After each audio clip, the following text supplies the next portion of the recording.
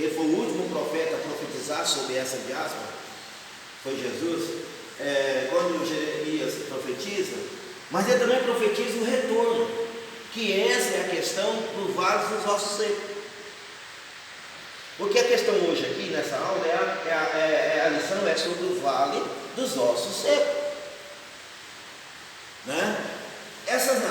Esse povo judeu, eles foram dispersos por todas as nações. Em todos os lugares que nós formos hoje, irmãos, tem judeu negro. Você sabia que nós temos judeu brasileiro? A maioria do litoral nosso, irmãos, são judeus. A maioria dos brasileiros hoje pode ser alguém de nós que é judeu. Não, eu estou falando aqui, entre nós aqui, aqui agora. Algum de vocês pode ser judeu? Mano, a questão genealógica, você pode... é a árvore genealógica. Aí é que nós vamos entrar no vale dos ossos secos. Então, Israel, por que isso aconteceu? Porque toda vez que Israel tentava fixar, sempre existiu um povo que era incomodado por aquilo, pela santificação deles. E quando Hitler começa a perseguir, quando Hitler começa a destruir o povo judeu, eles começam, desperta neles o desejo de voltar para a pátria.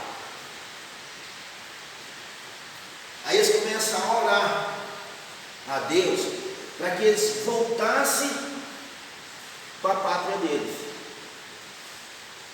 E esse movimento de retorno, de volta ao lar de Israel, para se cumprir essa profecia do Vale dos Ossos Secos, começa aí. Se não me engano, na Alemanha, começa esse movimento. E o mais interessante é que vai começar em 48, né? Quando se reúne e se cria o Estado de Israel. Está na lição, quem leu a lição aí vai ver. Né?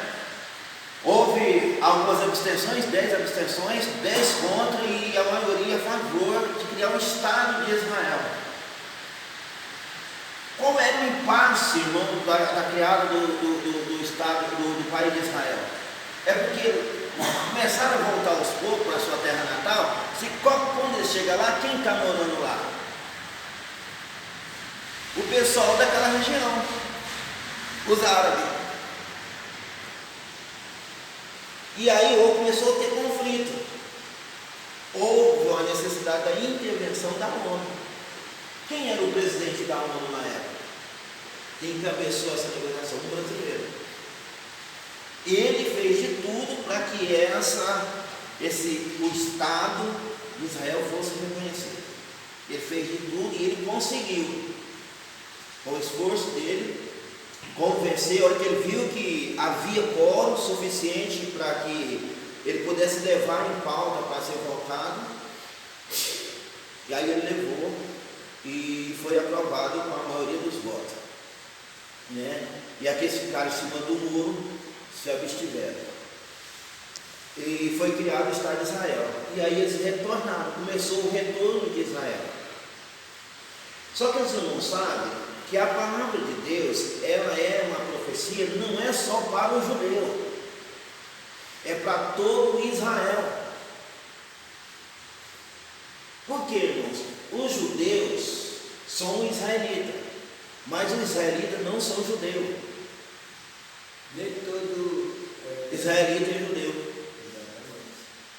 Judeu é aquele descendente de Judá. Tribo de Judá. Porque eles tinham 12 tribos.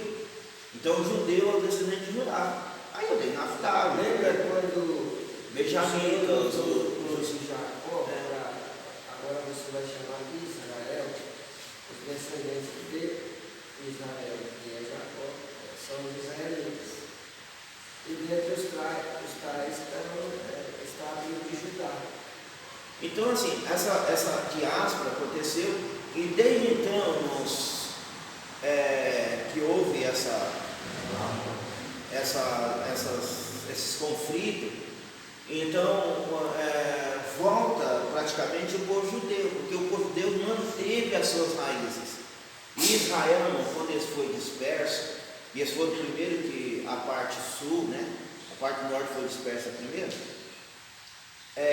Eles foram esparramados pelo rei do Egito para todas as nações.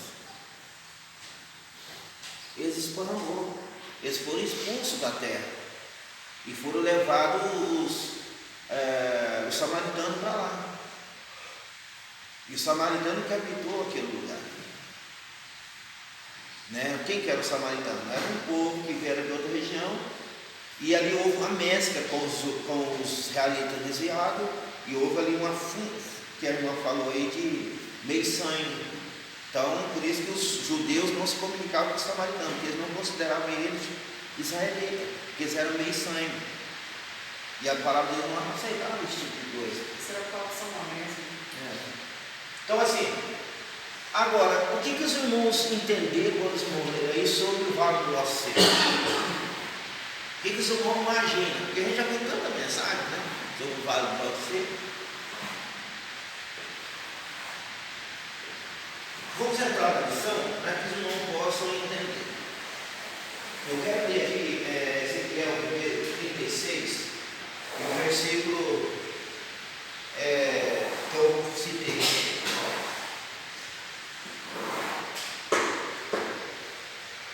Diz assim, filho do homem, quando a casa de Israel habitava na sua terra, versículo 17,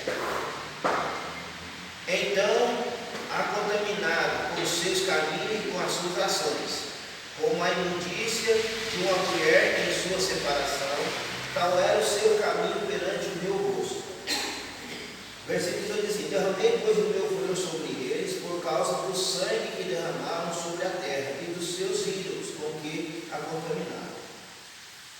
Versículo 19, e o espalhei entre as nações, e foram espalhados pelas terras, conforme os seus caminhos e conforme os seus feitos, eu o julguei.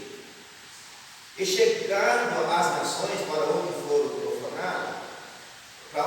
profanaram o meu santo nome, pois se diziam deles, esses não são o povo do Senhor, e saíram da sua terra. Quer dizer, o povo começou a olhar e escandalizar também Deus. Mas como ele era o povo de Deus, que falava de Deus, e agora o que eles estão fazendo na nossa terra? Deus abandonou eles? Por que Deus abandonou eles? Então Deus começou a ser profanado também por causa dessa ação. Né? Aí o versículo diz assim, mas eu os poupei por amor do meu santo nome. Por amor de quem que Deus poupou os judeus? Pelo próprio nome dele. Deus poupou os judeus por amor ao seu próprio nome. Por quê? Porque o povo estava escandalizado. Se Deus destruísse aquele povo, o que seria do nome de Deus? Deus seria um carrasco, um Deus que não tem amor, um Deus injusto. Você está entendendo? Então Deus poupa a vida dele por amor ao seu nome. Né? Pois se diziam dele, esses são o povo do Senhor e saíram da sua terra.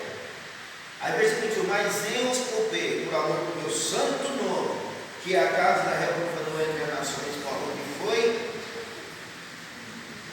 Diz, portanto, a casa, assim diz o Senhor, Jeová, não é por vosso respeito que eu faço isso, ó casa, mas é pelo meu santo nome, que profanaste entre as nações, e vos foste. Eu santificarei o meu grande nome, que foi profanado entre as nações, o qual profanaste no meio delas, e as nações saberão que eu sou o Senhor, diz o Senhor Jeová, quando eu for santificado aos seus sonhos.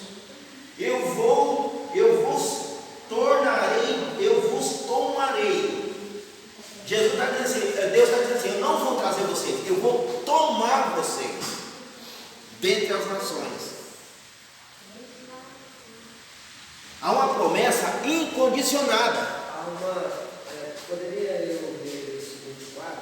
A minha tradução é... Pode ler. Talvez fique mais...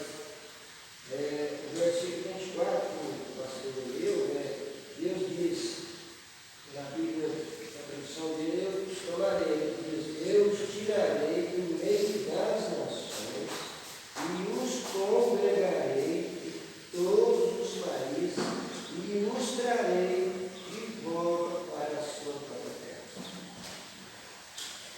Veja que mesmo um povo errado, julgado, dispersado, Deus está fazendo uma promessa. Eu vos congregarei de volta. Versículo 25, lê por favor. Então aspergirei água pura sobre vocês, e vocês ficarão purificados. Eu os purificarei todas as suas impurezas e de todos os seus ídolos. Qual que é o título da lição, irmãos? Restauração nacional. Tanto espiritual e está entendendo? Está aí. Eu asperei água viva sobre vocês, sobre vossos filhos. Eu vou dar vida para vocês, vou trazer, vou restaurar, eu vou tomar. Isso chama-se restauração espiritual e econômica. Quando que se dá uma restauração espiritual e econômica na vida de uma pessoa? É verdade prática. O que está escrito na verdade prática?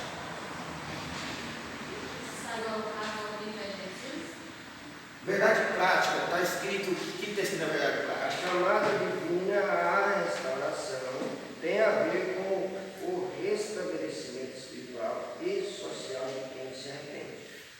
A restauração espiritual, ela se dá quando uma pessoa reconhece, quando ela volta às suas origens. No caso de Israel, quando eles se voltarem para Deus. A diáspora aconteceu por causa da desobediência. O retorno deles vai acontecer porque Deus vai fazer isso. Deus é uma promessa incondicional. Deus vai trazer eles com força. Deus vai tomar eles, vai trazer eles. O vale dos ossos secos, Ezequiel foi levado em visão, e Araia está lá no meio do vale. E aí o que ele encontra no meio do vale? Ossos aos montes, como de uma multidão. E vocês sabem, irmão, para Israel, deixar um homem sem enterrar, uma pessoa, qualquer pessoa sem enterrar, podia ser ela escrava, era uma desonra. Deus não permitia que isso acontecesse. Se alguém fosse passando na beira do caminho e tivesse alguém morto, era obrigação, era obrigatório ele parar e enterrar o seu companheiro. Podia ser desconhecido, podia ser até estrangeiro, mas ele tinha que enterrar. Então, quando Ezequiel olha para aquele vale de ossos secos, ele já fica pasmo, ele já fica perturbado, porque aos olhos de um judeu, irmãos, já era uma calamidade ver aquele monte de osso por cima da terra. E ele fica pasmo, e ele pergunta: o que está acontecendo aqui? O que significa isso aqui? E aí Deus responde para ele. O que Deus fala para ele? Isso aí é a casa de Israel. O que significa o vale? Qual o significado que nós temos dos vales? O que significa o vale nessa passagem? Significa as nações. Esse vale, irmão, é a terra. É todos os lugares para onde eles foram lançados.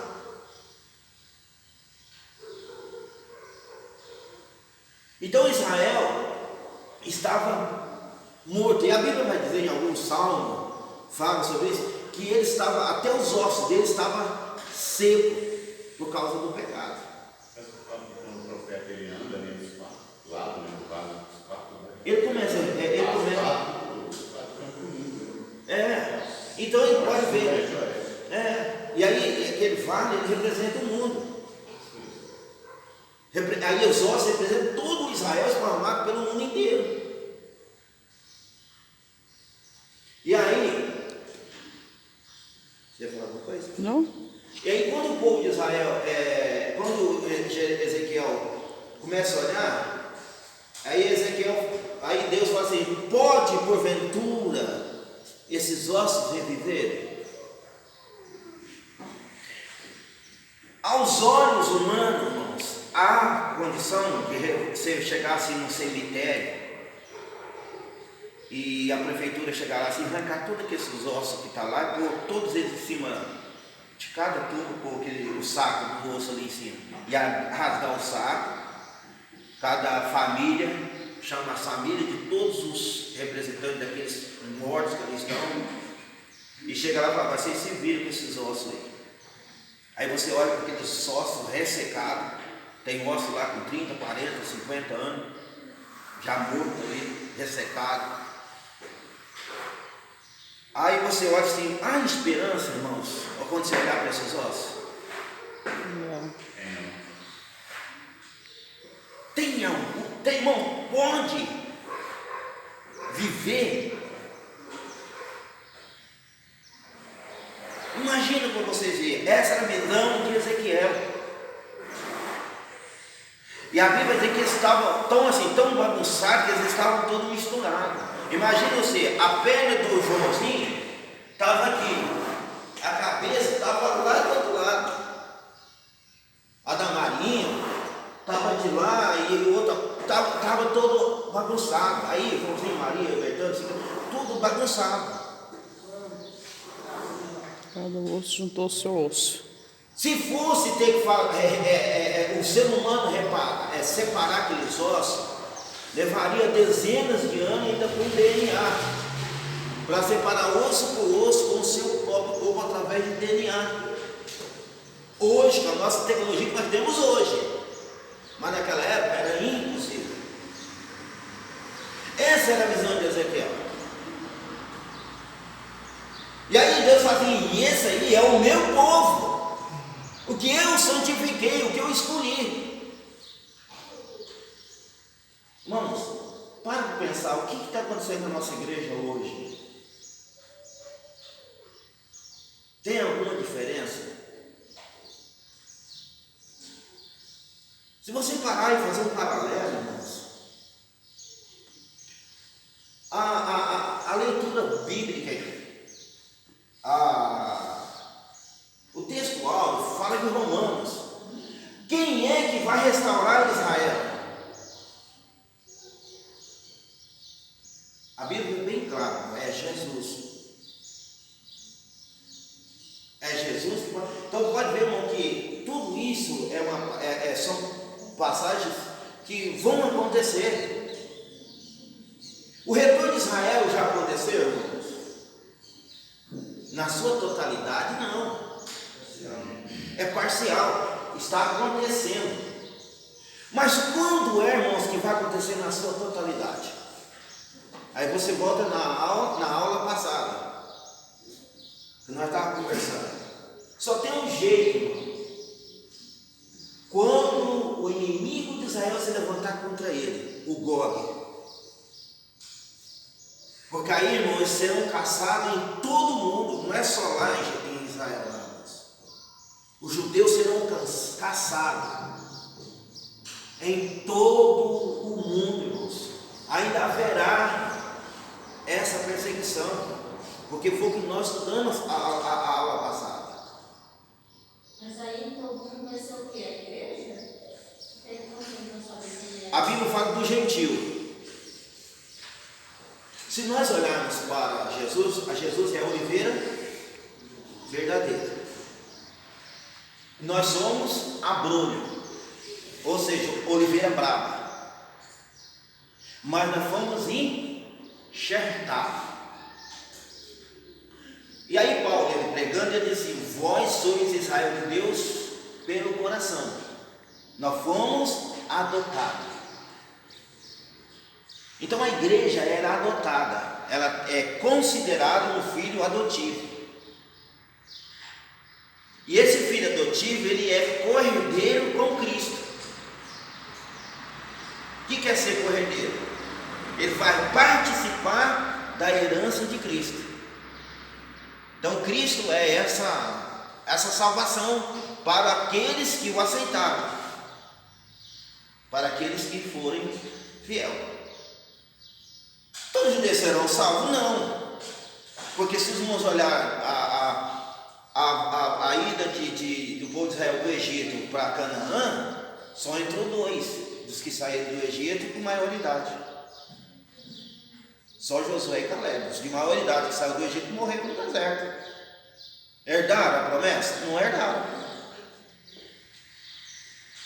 Mas as pessoas acham, irmão Renato, que a igreja, no caso, quando a gente tivesse muita gente, eles acham que vai passar por perseguição, não. Vai ser tudo bonitinho.